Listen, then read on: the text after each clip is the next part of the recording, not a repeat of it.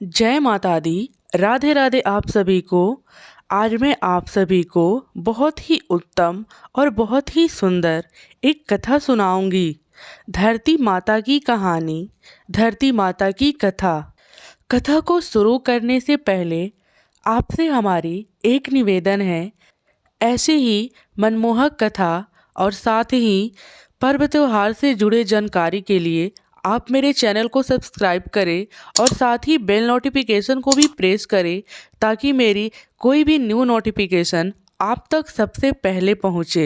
तो चलिए शुरू करते हैं धरती माता की कथा को। धरती माता की कहानी। धरती माता एक ब्राह्मणी थी।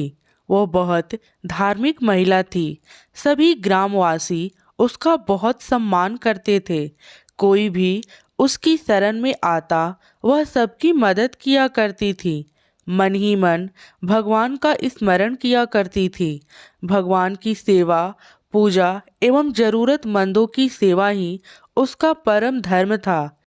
एक दिन ब्राह्मणी मरकर भगवान के घर गई। वहां जाकर बोली, मुझे बैकुंठ का रास्ता बता दो। स्वर्ग से एक दूत आया और बोला, ब्राह्मणी आपको क्या चाहिए? वो बोली, मुझे बैकुंठ का रास्ता बता दो। आगे आगे दूत और पीछे ब्राह्मणी मंदिर तक गए। ब्राह्मणी बहुत धार्मिक महिला थी। उसने बहुत दान पुण्य कर रखा था। उसे विश्वास था कि उसके लिए बैकुंठ का रास्ता अवश्य खुल जाएगा। ब्राह्मणी ने वहां जाकर देखा। वहां बड़ा सा मंदिर, सोने का सिंहासन, हीरे मोती से जड़ित छतरी थी।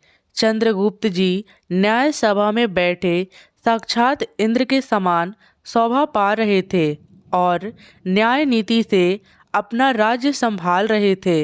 यमराज जी सबके कर्म अनुसार दंड दे रहे थे। ब्राह्मणी ने जाकर प्रणाम किया और बोली, मुझे बैकुंठ जाना है।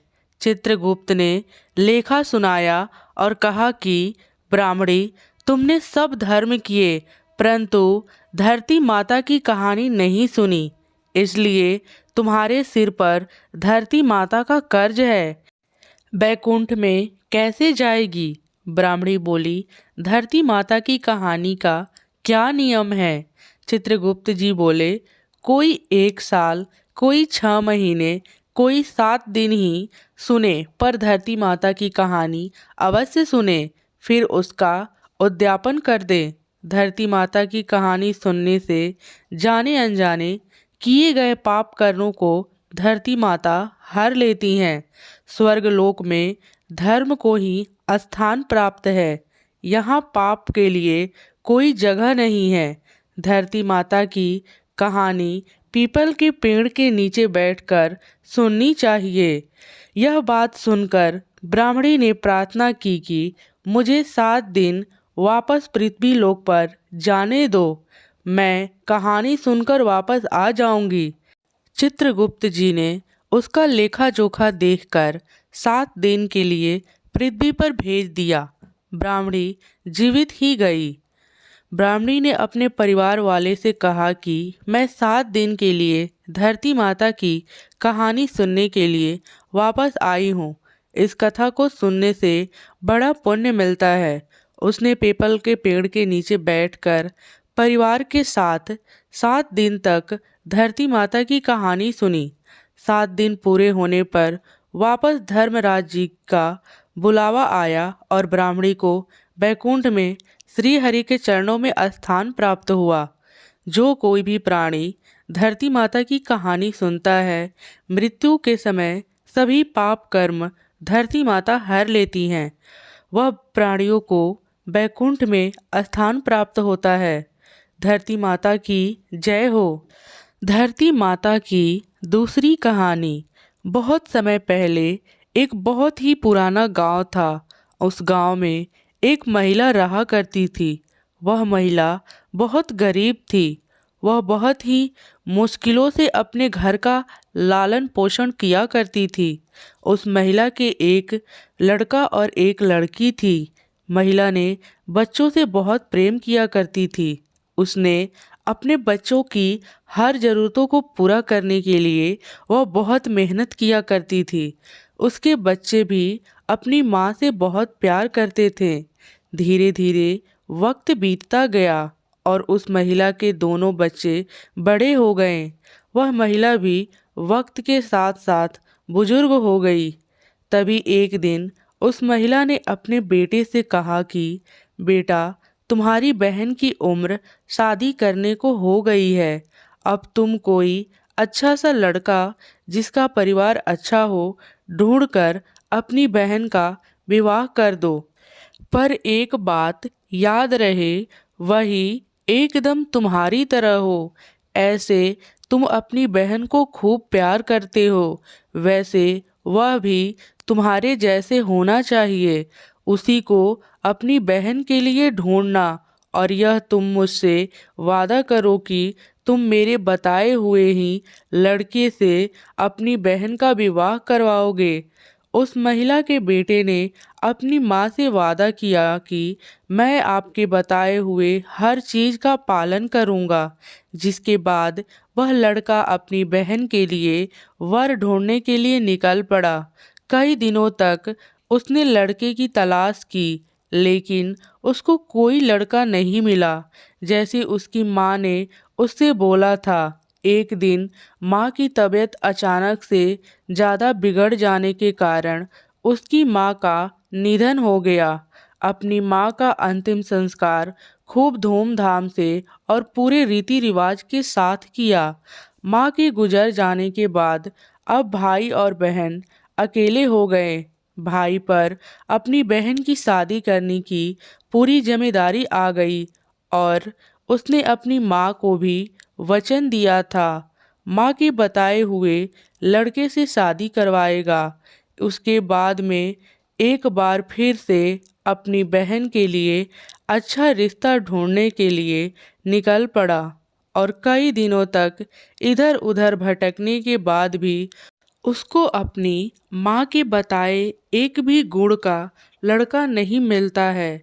इसके बाद वह लड़का हार मानकर अपने घर चला आता है और दुखी हो जाता है कि मैंने माँ का वचन दिया है और मैं उस वचन को पूरा नहीं कर पा रहा हूँ।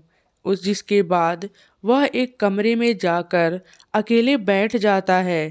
तभी अचानक से उसके मन में एक ख्याल आता है कि क्यों ना मैं ही अपनी बहन से शादी कर लूं, क्योंकि माँ ने बोला था मेरे जैसा लड़का ही होना चाहिए जो अपनी पत्नी से बहुत प्रेम करे, जिससे माँ का दिया हुआ वचन भी पूरा हो जाएगा और बहन की शादी भी हो जाएगी। जिसके बाद वह लड़का अपनी बहन के साथ शादी करने के लिए वह बाजार जाकर शादी की सारी सामग्री, चुनरी और बहुत सारी शादी में योग होने वाली सारी वस्तुएं ले आता है। जिसको देखकर उसकी बहन उससे पूछती है कि भैया, यह सब क्या है और तुम यह किसकी शादी का सामान लेकर आए हो। जिसके बाद उसका भाई उसको बताता है कि तुम्हारी शादी के लिए मैं यह सब सामग्री लेकर आया हूँ। जिसके बाद उसकी बहन अपने भाई से पूछती है कि किससे शादी करवा रहे हो मेरी, अभी तो कोई शादी के लिए रिश्ता लेकर घर भी नहीं आया है। जिसके बाद उसका भाई वहाँ से बिना कुछ बोले चला जाता है। तभी उसकी बहन किसी काम से बाहर निकलती है।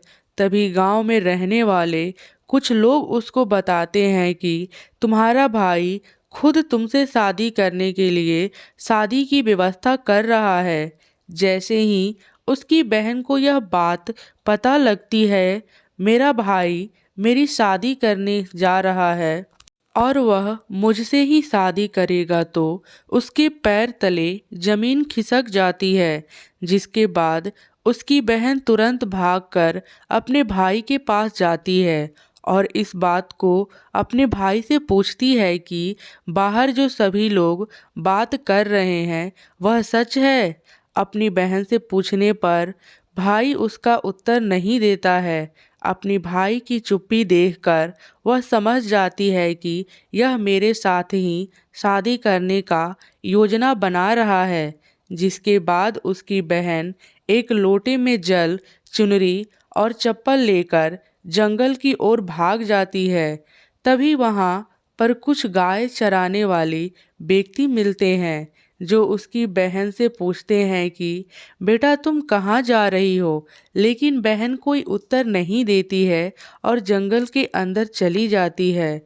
जंगल में बीचों बीच पहुंचकर वह जोरों से धरती माता को आवाज़ देती है और उनका आवाहन करती है, हे धरती माता, मुझे बचा लो, नहीं तो यहाँ पर बहुत बड़ा अपराध हो जाएगा। जिसके बाद वह धरती माता से कहती है कि आप मुझे अपने गोद में बैठाकर ले चलो। जिसके बाद थोड़ी देर धरती के बीच फट जाती है और उसमें धरती माता निकलती हैं। उसके अपनी गोद में बैठाकर धरती के अंदर ले जाने लगती हैं। तभी उसका भाई दौड़ता हुआ जंगल की तरफ आ जाता है और गाय चराने वाले व्यक्ति से पूछता है कि क्या तुमने मेरी बहन को देखा है। तब यह बताते हैं कि जंगल के अंदर की ओर गई है। जैसे ही उसका भाई जंगल में उस जगह पर जाता है जहाँ धरती माता बहन को लेकर धरती के अंदर जा रही होती हैं, उसके सिर्फ अपनी बहन का बाल नज़र आता है और वह दौड़कर तुरंत जाता है और उसके बाल पकड़ लेता है। लेकिन तब तक बहुत देर हो चुकी होती है। धरती माता उसकी बहन को धरती के अंदर ले जा चुकी होती हैं, जिसको देखकर वह बहुत ज़ोर ज़ोर से रोने लगता है और अपनी किए हुए पर शर्मिंदा होने लगता है। तभी उसका भाई चिल्ला चिल्लाकर कहता है, मैं बहुत बड़ा अपराध करने जा रहा था, लेकिन मैंने अपने माँ के दिए हुए आदेश का पालन करने का कोशिश कर रहा था, लेकिन कोई फ़ायदा नहीं होता क्योंकि धरती माता तो उसकी बहन को ले जा चुकी होती हैं। वह अपना सिर पीटता रहता जाता है और तभी से ही सभी औरतें धरती माता की पूजा करना शुरू कर देती हैं और उनकी कहानी सुनती हैं।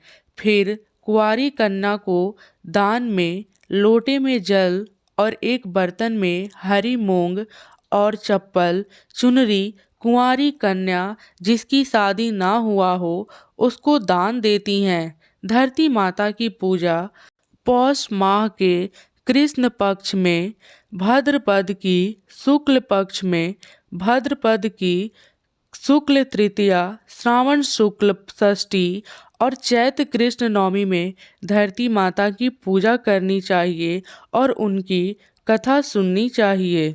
कथा सुनने के बाद उद्यापन अवश्य करनी चाहिए। धरती माता की जय हो। धरती माता की सदा ही जय हो।